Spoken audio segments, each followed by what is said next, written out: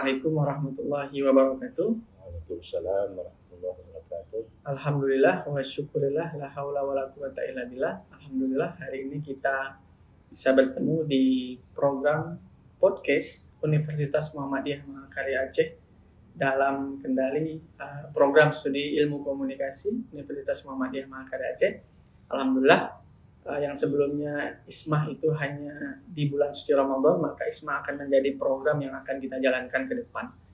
Alhamdulillah, sahabat ummah, hari ini kita kehadiran sosok luar biasa, sosok yang inspiratif untuk kita semua, telah hadir di tengah-tengah kita di ruangan podcast ummah, Dr. Athoillah Al-Latif. Selamat pagi, Dokter. Selamat pagi. Assalamualaikum warahmatullahi wabarakatuh. Semoga sehat selalu. Izinkan saya memperkenalkan narasumber kita hari ini. Beliau adalah Dr. Athoillah Al-Latif, SPOG. Beliau adalah seorang dokter, Objin. Alhamdulillah beliau diberikan penghargaan, kalau saya nggak salah di bulan 12 tahun lalu oleh Ma'arif Institute sebagai tokoh yang memperjuangkan kemanusiaan dengan karya yang luar biasa. Alhamdulillah beliau juga merupakan Ketua Pimpinan Daerah Muhammadiyah Kabupaten Biren, yang merupakan Ketua Badan Pembina Harian Universitas Muhammadiyah Mahakarya Aceh. Untuk hari ini kita akan ngobrol tentang ummah, Pak Dokter. Kalau sebelumnya mungkin kita belum pernah bahas tentang ummah, hari ini kami akan meminta Pak Dokter, ya, beliau disapa akrab Pak Dokter. Hari ini kita akan cerita tentang ummah, Pak Dokter. Mungkin kami persilahkan pada Pak Dokter. Secara historis lah mungkin.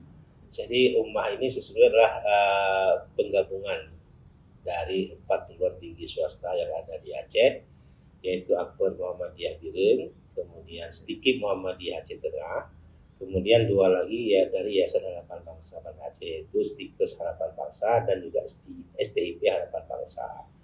Pada tahun 2021 kita berproses untuk melakukan penggabungan, kemudian dicapai kesepakatan penggabungan itu untuk menjadi sebuah universitas. Dan tahun 2022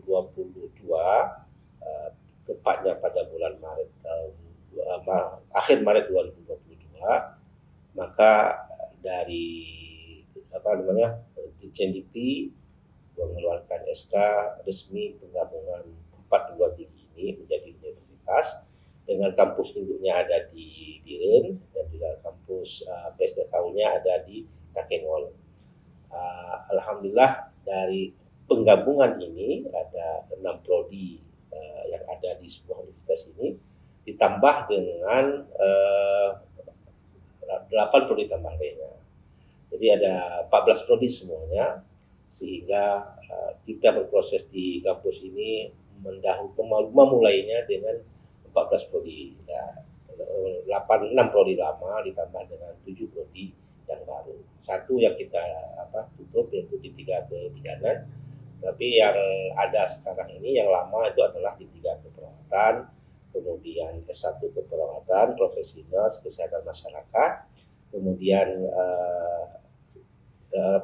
dari sisi yang lama adalah pendidikan ekonomi dan pendidikan PPKN, kemudian pendidikan psikologi, itu yang lama ya. Kemudian yang tambahannya yang baru adalah teknologi informasi, kemudian komunikasi yang acara ini diselenggarakan, kemudian manajemen, hukum, pendidikan khusus, pendidikan bahasa Inggris ya. Jadi itulah prodi yang ada di ummah ini. Dan alhamdulillah, kenapa kita berikan nama ummah? Barangkali inspirasinya adalah ini adalah karya anak bangsa yang ada di Aceh ini, berasal dari 4 perguruan tinggi dengan harapan dan serius menjadi doa. Mudah-mudahan dari perguruan tinggi ini akan lahir karya-karya anak bangsa yang besar dan akan mempengaruhi peradaban di masa yang akan datang, dan menghasilkan ilmu pengetahuan dan pembaharuan di muka bumi ini melalui perguruan tinggi ini. Itu adalah cita-cita kita, maka kemudian kita berikan nama Universitas Muhammadiyah Mahakarya Aceh. Nah, itu sekaligus menjadi doa kita. Nah, saya kira demikian. Pak Dokter, sebenarnya kalau kita melihat ke banyak universitas lain yang ada di Indonesia, ini kita bisa katakan ummah ini luar biasa, Pak Dokter, karena diberikan program studi yang sangat banyak, program studi barunya. Betul. Kira-kira apa alasannya sehingga kita bisa membuka prodi-prodi yang baru ini, Pak Dokter? Ya, yang pertama adalah kita ini adalah penggabungan 4 perguruan tinggi. Jadi memang biasanya kan satu perguruan tinggi menambah perlu yang lain menjadi sebuah universitas. Jadi dalam yayasan ataupun persyarikatan yang sama. Gitu. Tapi kali ini kita tidak hanya dalam satu persyarikatan, tapi kita juga menggabungkan dari yayasan yang lain, 2 perguruan tinggi dari yayasan yang lain. Sehingga pada saat itu memang diberikan satu insentif, ya, insentif bagi yang mau bergabung. Jadi penggabungan itu kan lebih kepada peningkatan kualitas sesungguhnya. Ditimbang perguruan tinggi itu kecil-kecil dan kemudian kemampuan hidupnya, bertahan hidupnya terbatas. Nah, kenapa tidak bergabung saja menjadi satu universitas yang memberikan peluang yang lebih besar dan pengembangan yang lebih besar untuk dunia pendidikan perguruan tinggi. Sehingga dengan penggabungan 4 perguruan tinggi ini kita meminta 7 prodi tambahan. Jadi memang 7 prodi tambahan itu memang permintaan kita. Dengan memandang bahwa prodi-prodi tersebut masih sangat dibutuhkan oleh masyarakat kita, khususnya di Aceh ini. Dan kemudian kita mengusulkan 7 prodi tambahan itu, alhamdulillah memang disetujui semua. Jadi sekali kita usulkan dan borang kita masukkan dan setelah dievaluasi dan bisa diterima dan langsung diberikan SK untuk menjadi prodi tambahan di perguruan tinggi kita ini. Ya. Kemudian mungkin yang kami pandang juga perlu untuk kita ketahui, Pak Dokter, ini kan menggabungkan yang banyak ini bukan hal yang mudah, Pak Dokter. Jadi kira-kira apa nih langkah yang Pak Dokter ambil di waktu itu, di waktu meletakkan nilai saat Umah ini berdiri, Pak? Ya. Jadi yang jelas tidak mudah karena berbagai latar belakang perguruan tinggi yang berbeda-beda ini dengan manajemen yang berbeda-beda pula, tentu kemudian disatukan. Tentu dari perguruan tinggi yang lama yang disatukan ini tentu akan ada terdapat beberapa hal mungkin yang tidak sesuai dengan yang diinginkan, khususnya di pimpinan-pimpinannya. Ya tentu dengan menggabung itu menjadi dirasionalisasi kepemimpinan tentunya. Nah makanya kemudian kita ketika menyatukan ini, yang langkah pertama kita berikan kesempatan untuk kepemimpinan di perguruan tinggi ini memang orang-orang yang betul-betul profesional dalam bidangnya. Jadi bukan lagi orang-orang lama yang kita tempatkan di kepemimpinan ini betul-betul murni, termasuk kami sendiri tidak masuk dalam kepemimpinan itu, rektorat dan stafnya kemudian ya karena memang kita inginkan ada sebuah profesionalisme dalam perguruan tinggi. Nah, jadi itu yang pertama, sehingga kita tidak memilih-milih ini perguruan tinggi yang mengajak penggabungan maka ini yang mendominasi, tidak. Jadi tidak ada dominasi salah satu dari perguruan tinggi itu. Kemudian karena profesionalisme yang kita inginkan, maka kemudian kita lakukan pemilihan dosen dan juga penetapan dosen yang sudah ada lama itu juga dengan profesional, mengikuti ketentuan yang kita tentukan sesuai dengan standar perguruan tinggi. Secara demikian, begitu juga dengan insentif yang kita berikan, kita samakan. Itu kan beda-beda nih, perguruan tinggi beda-beda nih. Kita satukan, samakan. Jadi kalau yang yang tinggi sekali kita turunkan, yang rendah kita naikkan, tapi tidak ada yang turun standar sama. Jadi hal itu yang menyebabkan mungkin ada kemauan dari semua pihak untuk yang mau bergabung di universitas ini, maka betul-betul menjalankan tugas secara profesional juga sebagai dosen menjalankan tugas sebagai dosen, kemudian manajemen juga menjalankan tugas sebagai manajemen. Baik Pak Dokter, setelah kita melihat ke dalam, kan Universitas Muhammadiyah Mahakarya Aceh ini punya 4 fakultas. Betul.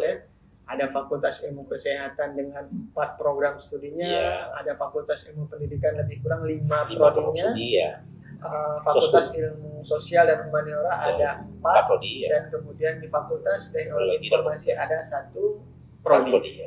Baik, ketika kita melihat ke 14 prodi ini kan bukan hal yang mudah ya Pak Dokter ya. Betul. Ketika kita melihat ke visi universitas nih, mohon izin kami membaca karena kami takut salah, yaitu visi UMA itu menjadi universitas unggul berbasis social entrepreneur yang islami dengan iptek untuk berkarya bagi bangsa dan berstandar pada tahun 2042.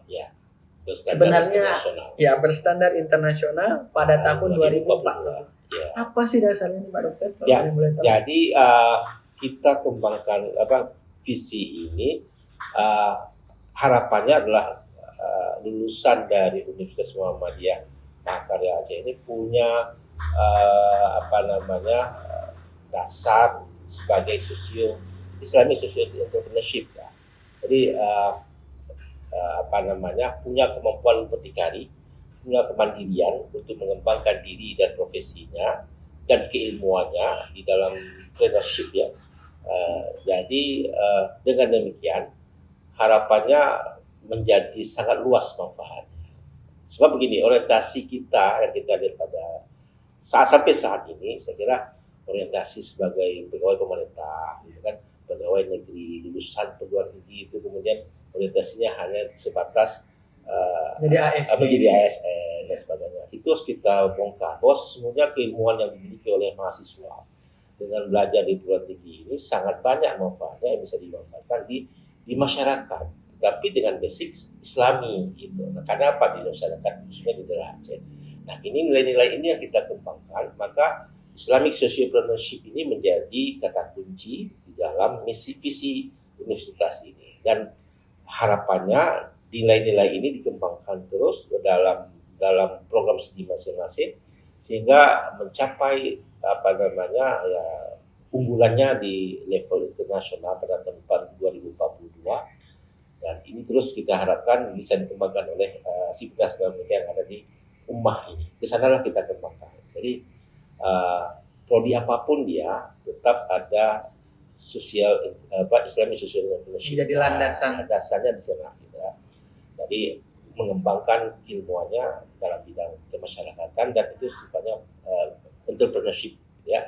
Ada kemampuan seperti itu. Walaupun bukan berarti tidak ada nanti KSN lagi, enggak, tapi basisnya di sana. Jadi sangat punya mengembangkan kreativitas, mengembangkan keilmuan dan keterampilannya untuk bidang social entrepreneurship tadi itu. Entrepreneurship yang sifatnya sosial. Jadi lebih ada rasa manfaatnya kepada masyarakat dirasakan. Jadi bukan untuk individualis ya, seperti itu. Baik, tadi kita udah melihat ummah dari perspektif historisnya mungkin Pak Dokter. Mungkin bagaimana sih kondisi ummah menurut kacamata Pak Dokter sekali? Dengan ini kita lebih kurang sudah berjalan 2 tahun. Bagaimana sih menurut? Ya, menurut sejauh pandangan saya, perguruan tinggi sudah berjalan on the track. Ya. Artinya penataan itu butuh waktu. Tetapi saya melihat dalam 2 tahun penataan yang kita lakukan ini sudah on the track. Dari sisi akademiknya, kemudian dari sisi dosennya, gitu ya. Dari sisi pengembangan prodinya itu sudah berjalan sebagaimana yang seharusnya dikembangkan oleh perguruan tinggi. Dan salah satu indikator yang kita lihat adalah kita lakukan akreditasi kita berjalan dengan normal. Ya. Yang sudah ada akreditasi kita reakreditasi, kemudian yang belum akreditasi, yang sudah akreditasi semua sudah terakreditasi sebenarnya ya. Semua sudah terakreditasi, cuma berarti akan reakreditasi. Ada yang sudah reakreditasi di D3, S1 keperawatan anda sekarang, kemudian ada Kesmas, dan prodi-prodi baru ini juga sudah terakreditasi sesungguhnya di Bank PT ya. Berarti pada tahun 2024 ini akan reakreditasi. Ya. Semua proses ini berjalan dengan normal, saya lihat dalam proses, termasuk perguruan tinggi. Kita termasuk perguruan tinggi baru yang mendaftarkan diri untuk langsung kita lakukan APT, yang sebelumnya di keempat perguruan tinggi ini belum melakukan akreditasi perguruan tinggi. Ya. Kita ketiga penggabungan ini, begitu tahun pertama kita beri langsung kita daftarkan ke Lualiti untuk ikut APT pada tahun ini. Dengan mendaftarkan itu pada APT ini, berarti kita sudah mulai proses penataan di dalam institusi, sehingga betul-betul pengembangan perguruan tinggi kita sesuai dengan standar yang seharusnya seperti itu. Alhamdulillah. Ya. Insya Allah. Berarti ummah terus berproses. Dan saya kira lebih cepat dari yang saya prediksi. Termasuk 2 tahun ini termasuk sangat cepat. Berproses menuju pada on the track tadi ya. Yang kita inginkan adalah on the track. Jadi berjalan dengan sistem tadi. Kalau sudah on the track, insya Allah itu sudah berjalan. Algonya sudah jalan lancar lah gitu. Tapi kalau masih tutup lubang-lubang di sana sini kan agak sulit untuk pengembangan ekonomi ke depan. Baik Pak Dokter, mungkin yang berikutnya mungkin setelah melihat ummah hari ini selaku pimpinan begitu yang memang banyak mengambil peran dalam kebijakan-kebijakan. Menurut Pak Dokter sendiri, apa sih tantangan yang dihadapi ummah hari ini, Pak Dokter? Tantangan yang paling besar adalah menuju profesionalisme perguruan tinggi. Ya, jadi bagaimana perguruan tinggi ini bisa dikembangkan dengan profesional, dengan baik. menuju perguruan tinggi yang unggul tentunya. Kita tidak istilahnya berkompetisi tentunya. Tapi bagaimana dengan adanya perguruan tinggi yang sangat banyak, kita bisa berkolaborasi dan terus meningkatkan kualitas perguruan tinggi tentunya dalam hal ini. Jadi saya kira yang penting mengembangkan akademik dengan baik dan berkolaborasi dengan siapapun ya, tidak hanya perguruan tinggi tetangga, tetapi dengan perguruan tinggi yang lain. Sampai nanti kemudian kita tidak lagi berpikir bahwa ummah ini hadir hanya untuk daerah Biren saja atau bahkan Aceh saja, tapi bisa dimanfaatkan atau dirasakan oleh orang-orang di luar Aceh. Sehingga kalau kita pikirkan pengembangan mahasiswa ke depan juga, bahwa perguruan tinggi ini tidak hanya menjadi lahan untuk orang-orang yang ada di Aceh. Biasanya justru orang di luar Aceh akan melihat, oh ada di sana ada ummah prodi yang bagus di sana ada, sehingga akan datang kemari orang-orang untuk belajar ilmu pengetahuan di ummah ini. Itu orientasi kita ke depan seperti itu, sehingga kita menjadi betul-betul menjadi universitas yang unggul yang ada di Kabupaten Biren. Jadi adanya ummah ini bukan untuk kota Biren saja, atau Takengon saja, Biren Takengon bukan, tetapi untuk Aceh secara keseluruhan dan bahkan nasional, bahkan internasional seperti yang kita dapatkan tadi pada 2042. Dengan adanya seperti itu, bukan mustahil kita akan bisa menghadirkan tembus ruang bukan hanya di level Nusantara saja, tetapi di luar itu orang akan belajar ilmu pengetahuan, melakukan penelitian di tempat kita. Itu akan menjadi pengembangan ilmu pengetahuan yang luar biasa ke depan. Itu harapan kita, hadirnya ummah seperti itu. Alhamdulillah Pak Dokter, kami sudah mendapatkan banyak jawaban dari apa yang Pak Dokter sampaikan. Mungkin yang kita tangkap tadi, Pak, ummah ini memiliki kampus di Biren dan di Takengon, Pak Dokter ya. Jadi mungkin terakhir sebelum kita tutup diskusi singkat kita ini, mungkin rencana pengembangan. Kalau saya nggak salah, kita sudah beli lahan Pak Dokter ya. Betul. Jadi kita sudah beli lahan seluas 5 hektar untuk pengembangan kampus ke depan. Ya doakan saja, mudah-mudahan. Karena komitmen kita dalam 2 tahun ini kita sudah memulai. Jadi namanya mulai ya. Apapun kita usahakan, ketika kita sudah memulai, maka proses itu akan berjalan. Jadi bukan hanya sekedar berhenti ada tanah gitu ya. Jadi tanah ini sudah menjadi milik persyarikatan. Dalam artian itu bukan tanah sewa, bukan tanah yang 5 hektar ini sudah menjadi milik persyarikatan, dan itu menjadi aset persyarikatan untuk pengembangan universitas. Sebenarnya kita juga punya lahan 1 hektar, ya, 1 hektar sebenarnya, jadi tempat yang agak tidak begitu jauh. Dan itu waktu itu kita juga sebagai syarat universitas ya. Nah, masih ada lahan itu 1 hektar ya. Sehingga nanti kalau kita kembangkan lahan itu juga sangat potensial untuk ke depan. Dan kemudian kita punya ada rumah sakit yang menjadi kita kolaborasi dengan rumah sakit, dan itu menjadi lahan praktek bagi fakultas ilmu kesehatan khususnya, yang jadi sangat besar manfaatnya untuk mahasiswa kita. Jadi ada nilai tambah kita harapkan, yang ciri Islami tadi itu betul-betul bisa kita lakukan di tempat lahan praktek itu, wahana praktek kita untuk mahasiswa kita. Saya kira demikian. Ya, alhamdulillah Pak Dokter, Masya Allah di sela-sela kesibukan Pak Dokter menyempatkan diri untuk bisa ngobrol di tengah-tengah kita. Mudah-mudahan ini sebagai inspirasi untuk kita semua bahwa Universitas Muhammadiyah Manggarai Aceh terus berkembang, terus akan maju ke depan, dan mudah-mudahan kampus ummah akan menjadi kampus yang maju, yang bisa memberikan manfaat untuk masyarakat luas. Mungkin itu saja Pak Dokter. Terima kasih atas kesempatannya. Mudah-mudahan Pak Dokter diberikan kesehatan oleh Allah Subhanahu wa Ta'ala dan dilapangkan rezekinya. Itu saja pemirsa ISMA. Mudah-mudahan dimanapun teman-teman berada, semoga sehat selalu. Assalamualaikum warahmatullahi wabarakatuh. Waalaikumsalam warahmatullahi wabarakatuh.